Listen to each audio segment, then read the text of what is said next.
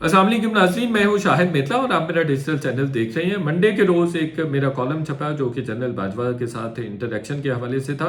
उस पे काफ़ी डिबेट भी हुई पाकिस्तानी मीडिया पे और वो कॉलम हर जगह नज़र भी आया, पढ़ा भी गया, बड़ा लोगों ने अप्रिशिएट किया और उसको एक बहुत बड़ी जर्नलिस्टिक ड्रिल जॉब करार दिया जा रहा है। तो एक छोटी सी कंट्रोवर्सी भी थी कि ऑफ द रिकॉर्ड था, इंटरव्यू था नहीं था, तो मैंने बहुत वजाहत के साथ सेल्फ एक्सप्लेनेटरी ये पहला कॉलम ही उसमें लिख दिया हुआ है कि एक मुलाकात थी जो इंटरव्यू में तब्दील हो गई। तो ये प्योरली एक जर्नलिस्टिक इंटरैक्शन था और ऑन रिकॉर्ड था और उसके तमाम एविडेंसेस मेरे पास मौजूद है और हम दोनों को पता था कि ये रिपोर्ट ऑन रिकॉर्ड मुलाकात थी कि जिसको मैं कोट कर सकता हूँ। हम दोनों को पता था ये चीज़ कोट होगी, जो बात हो रही है वो कोट होगी। ठीक हो गया जी। चलें, ये दूसरा कॉलम है जी, इसका उन्वान है इलेक्शन की तारीख तय हो गई थी और ये भी बड़ा ही एक्सक्लूसिव है, इसमें भी तारीख है और इंतहाई शानदार तारीख है। अभी जब मैं कॉलम पढ़ूंगा तो आपको अंदाज़ा हो जाएगा। इसमें 3-4 चीज़ें बड़ी अहम हैं कि जो शहबाज शरीफ के साथ जो उनकी बातचीत हुई हमजा शहबाज को बताने के हवाले से 63A के हवाले से बड़ी अहम डिस्कशन हुई है और एक दो और टॉपिक्स हैं जिन पे बड़ी अहम डिस्कशन हुई है। ये मेरा सवाल है जी, जनरल कमर जावेद बाजवा से मैंने पूछा कि क्या शहबाज शरीफ ने वजारत उस्मा से इस्तीफा देने का फैसला कर लिया था। जनरल कमर जावेद बाजवा ने कहा कि जब 10 अप्रैल को इमरान खान के खिलाफ तहरीक अदम एतमाद कामयाब हो गई तो इसके बाद मैं शहबाज शरीफ से मिलने उनके पास गया, उनसे पूछा कि आपका हुकूमत करने का क्या प्लान है। तो वज़ीर आज़म शहबाज शरीफ ने कहा कि 2-3 कवानीन बनाकर 4-6 हफ्तों में इलेक्शंस का ऐलान कर देंगे। मैं भी यही चाहता था कि इंतखाबात हों और अगली हुकूमत फ्रेश मैंडेट के साथ फैसले करे, लेकिन ISI के लोगों की बात हुई तो मौलाना फजल रहमान और आसिफ अली जरदारी दोनों चाहते थे कि हुकूमत 1.5 साल पूरे करे। इसके अलावा 10 अप्रैल के बाद जनरल फैज ने मुझे मुसलसल 2 चीज़ें कहना शुरू कर दी कि आप इलेक्शन करवा कर जाएं और दूसरा, इमरान खान आपसे मिलना चाहते हैं, उनसे मुलाकात कर लें। 9 मई को शहबाज शरीफ और मलिक अहमद खान मेरे घर आए और कहा कि हमने इलेक्शन करवाने का फैसला किया है। मलिक अहमद कहने लगे कि मैंने इलेक्शन कमीशन के साथ बात की है, इलेक्शन कमीशन मरदमशुमारी और हल्का बंदियां 5 अगस्त तक मुकम्मल कर लेगा।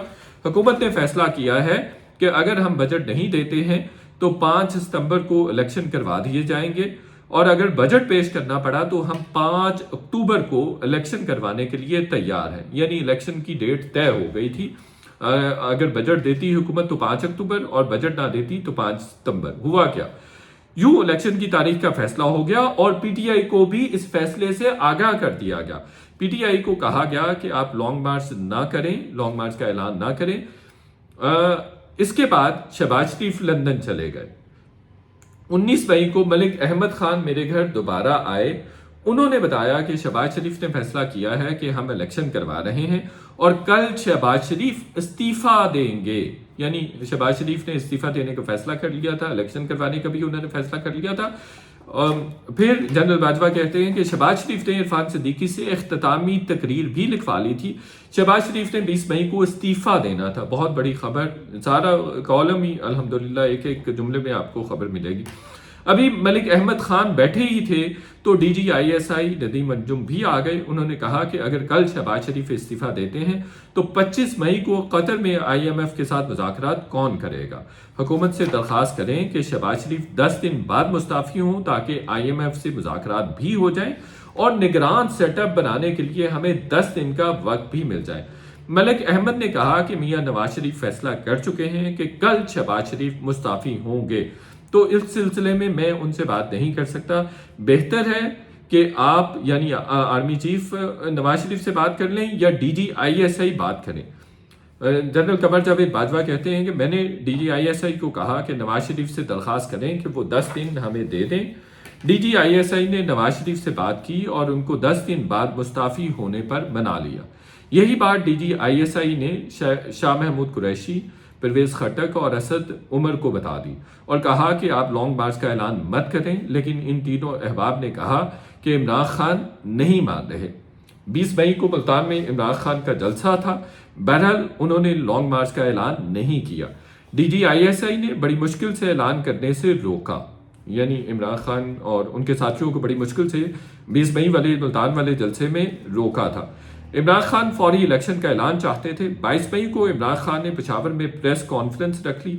D G I S I نے پھر شاہ محمود، اسد عمر اور پرویز خٹک سے بات کی کہ آپ صرف 10 دن انتظار کر لیں، آئی ایم ایف آئی کے ساتھ مذاکرات اور نگران سیٹ اپ کے لیے ہمیں 10 دن دے دیں۔ انہوں نے کہا عمران خان نہیں مان رہے۔ سپہر میں عمران خان کی پریس کانفرنس تھی، شاہ محمود قریشی بھی ساتھ بیٹھے تھے۔ میں نے شاہ محمود قریشی کو پیغام بھجوایا کہ آپ عمران خان کو لانگ مارچ کا اعلان کرنے سے روکیں۔ شاہ محمود قریشی نے عمران خان کو بتایا کہ وہ بات کرنا چاہ رہے ہیں، جو تمام ٹی وی سکرینز پر بھی نظر آیا تھا کہ عمران خان کو انہوں نے کہا تھا، شاہ محمود قریشی جب وہ پریس کانفرنس کے لیے بیٹھے ہوئے تھے تو تب شاہ محمود قریشی نے عمران خان کو کہا تھا کہ وہ بات کرنا چاہ رہے ہیں۔ اچھا، آگے جنرل باجوہ کیا کہتے ہیں کہ شاہ محمود قریشی نے عمران خان کو بتایا کہ وہ بات کرنا چاہ رہے ہیں، لیکن عمران خان نے بات کرنے سے انکار کر دیا، جس کے مناظر ٹی وی سکرین پر دیکھے گئے۔ میری طرف سے لانگ مارچ رکھوانے کی یہ آخری کوشش تھی۔ جنرل باجوہ کہتے ہیں یہ میری آخری کوشش تھی۔ عمران خان نے لانگ مارچ کا اعلان کر دیا۔ شام کو لیگی قیادت میرے پاس آئی تو انہوں نے کہا کہ اب ہم عمران خان کا بھرپور مقابلہ کریں گے۔ میں نے پھر بھی اگلے دن خود شاہ محمود قریشی سے بات کی کہ آپ حکومت کے ساتھ بیٹھ کر بات کریں، لیکن انہوں نے کہا کہ عمران خان نہیں مان رہے، وہ فوری شہباز شریف کے استعفے کا اعلان چاہتے ہیں۔ میں نے کہا کہ آپ کے پاس اکثریت نہیں ہے، حکومت تحلیل ہو گئی تو آئی ایم ایف کے ساتھ مذاکرات کون کرے گا؟ جنرل باجوہ کے پاس اس گفتگو کی آڈیو بھی موجود ہے۔ لانگ مارچ ناکام ہو گیا۔ لانگ مارچ کے روز میں نے اپنا ہیلی کاپٹر بھیجا، یہ جنرل باجوہ کے الفاظ ہیں۔ لانگ مارچ ناکام ہو گیا۔ لانگ مارچ کے روز میں نے اپنا ہیلی کاپٹر بھیجا جس میں شاہ محمود قریشی، اسد عمر اور دیگر کو اٹھایا گیا اور راجہ پرویز اشرف کے پاس لے آئے۔ ان کے راجہ پرویز اشرف، ایاز صادق اور دیگر کے ساتھ مذاکرات ہوئے، یعنی شاہ محمود قریشی، اسد کے عمر اور دیگر کے راجہ پرویز اشرف اور ایاز صادق اور دیگر لوگوں کے ساتھ ان کے مذاکرات ہوئے۔ وہ مذاکرات میرا خیال ہے اسپیکر کے گھر میں ہوئے تھے۔ پی ٹی آئی کا یک نکاتی ایجنڈا تھا، نکتہ تھا کہ الیکشن کی تاریخ دے۔ راجہ پرویز اشرف نے کہا آپ پہلے اسمبلی میں آئیں پھر معاملات آگے بڑھاتے ہیں۔ اس طرح یہ مذاکرات ناکام ہو گئے چونکہ پی ٹی آئی رضامند نہیں ہوئی اس پہ۔ لانگ مارچ روکنے کا سارا انتظام رانا ثناء اللہ کا تھا۔ ہم مکمل نیوٹرل تھے، ہم نے کسی قسم کی مداخلت نہیں کی تھی۔ رانا ثناء اللہ لانگ مارچ روکنے میں کامیاب ہو گئے تھے۔ میں نے پھر پوچھا 17 جولائی کے الیکشن آپ نے پی ٹی آئی کو جتوائے تھے؟ انہوں نے کہا نہیں، بالکل کوئی مداخلت نہیں کی تھی۔ فروری 2021 کے بعد کسی ایک الیکشن میں بھی معمولی گڑبڑ نہیں کی گئی۔ آج کل ویسے بھی الیکشن کے دن گڑبڑ نہیں ہوتی، الیکشن سے پہلے مینجمنٹ ہوتی ہے۔ عمران خان مقبولیت سے الیکشن جیتے۔ نون لیگ کے ہارنے کی سب سے بڑی وجہ پی ٹی آئی کے منحرف لوگوں کو ٹکٹس دینا تھی۔ دوپہر کے کھانے کی میز پر میں نے سوال کیا کہ 63A والا فیصلہ جسٹس عمر عطا بندیال سے آپ نے کروایا تھا؟ جنرل باجوہ نے کہا یہ فیصلہ میں نے نہیں کروایا تھا۔ عمر عطا بندیال ایک کمزور شخص ہیں، دباؤ برداشت نہیں کر سکتے۔ جسٹس اعجاز الاحسن اور جسٹس منیب جسٹس عمر عطا بندیال پر غالب آ گئے، یہ فیصلہ ان دونوں نے کروایا۔ جسٹس منیب نے فیصلہ لکھا، یہ فیصلہ غلط ہے، خلاف آئین ہے۔ سپریم کورٹ کے اس فیصلے کی وجہ سے بہت بربادی ہوئی اور ملک میں آج تک عدم استحکام ہے، خاص طور پر پنجاب میں۔ ان ججوں کو بھی پتا ہے کہ یہ فیصلہ غلط ہے، وہ فیصلہ ریورس بھی کرنا چاہتے ہیں لیکن ان کو سمجھ نہیں آ رہی کہ اس کو کس طرح ریورس کریں۔ میں نے پھر سوال کیا سپریم کورٹ میں تحریک انصاف کے حامی جج بھی ہیں اور کیا سپریم کورٹ کے ججوں کے خاندان بھی تحریک انصاف کے حامی ہیں اور ان کے فیصلوں پر اثر انداز ہوتے ہیں؟ انہوں نے کہا بالکل ایسا ہے۔ جسٹس اعجاز الاحسن اور justice Muneeb P T I کے حامی جج ہیں۔ ججوں کی بیگمات، یہاں میں نے کچھ ایک دو جملے سینسر کر دیے ہیں جو ججز کے حوالے سے، بہرحال انہوں نے کہا کہ یہ دو جج کافی حامی۔ ججوں کی بیگمات اور ان کے خاندان کے دیگر افراد تحریک انصاف کو پسند کرتے ہیں، یہ بھی ججوں کے فیصلوں پر اثر انداز ہوتے ہیں۔ ہمارے ملک میں جج بہت ڈرپوک ہیں، بہت ڈر کے فیصلے کرتے ہیں، ٹک ٹاک سے ڈر کے فیصلے کرتے ہیں۔ तहरीक इंसाफ के हक में भी जज डर के फैसले देते हैं। टिक टॉक पे बेइज्जती हो जाए, बेइज्जती वायरल हो जाए तो दबाव बढ़ जाता है। ये बात वैसे सच है, ये अपनी तरफ से कह रहा हूँ।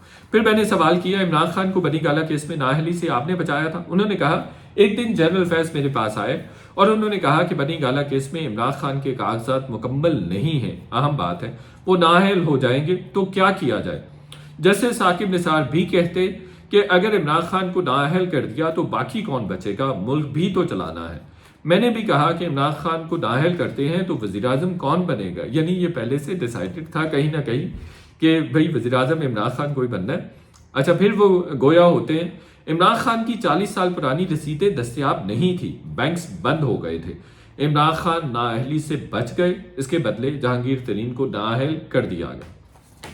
मैंने फिर सवाल किया, एस्टेब्लिशमेंट हमजा शहबाज के वज़ीर आला बनने के खिलाफ थी। जनरल बाजवा बोले, जब हमजा शहबाज वज़ीर आला बने तो मैंने शहबाज शरीफ से सख्त नाराज़गी का इजहार किया। यहाँ भी कुछ जुमले मैंने जो कि जनरल बाजवा ने बड़े फ्रैंक मोड में और बड़ी खुला डुला कहे थे, वो मैंने सेंसर किए हैं या थोड़े तब्दील किए हैं।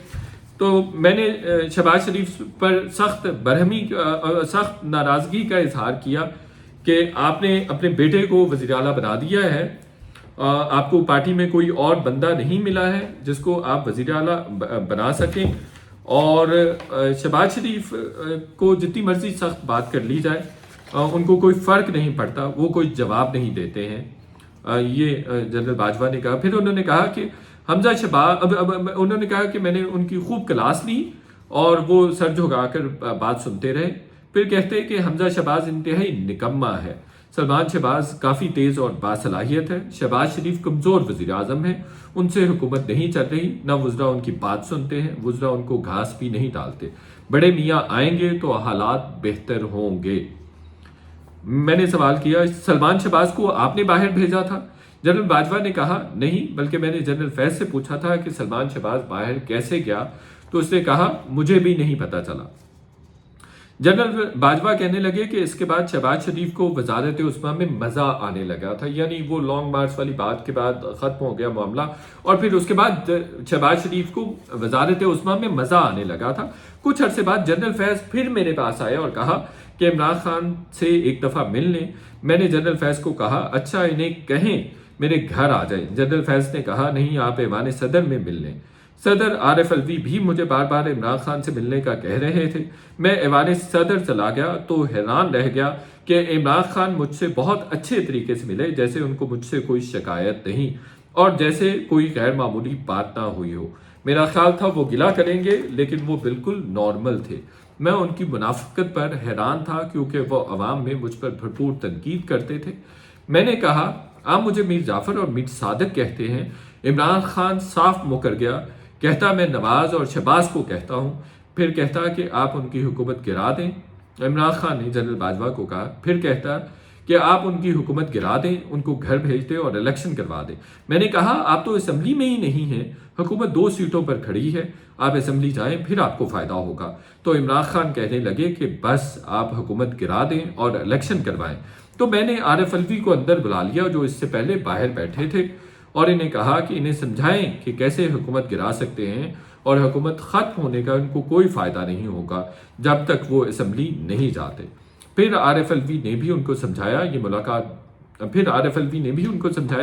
मुलाकात बेनतीजा रही। मैंने फिर सवाल किया, आपने इमरान खान को प्ले बॉय कहा था, क्यों कहा था?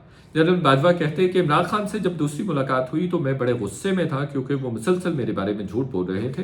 मैंने इमरान खान को कहा कि आप अपनी ज़बान पर कंट्रोल करें और अपने झूठों को लगाम दें, वरना मेरे पास भी कहने को बहुत कुछ है, आप झूठ बोलना बंद करें।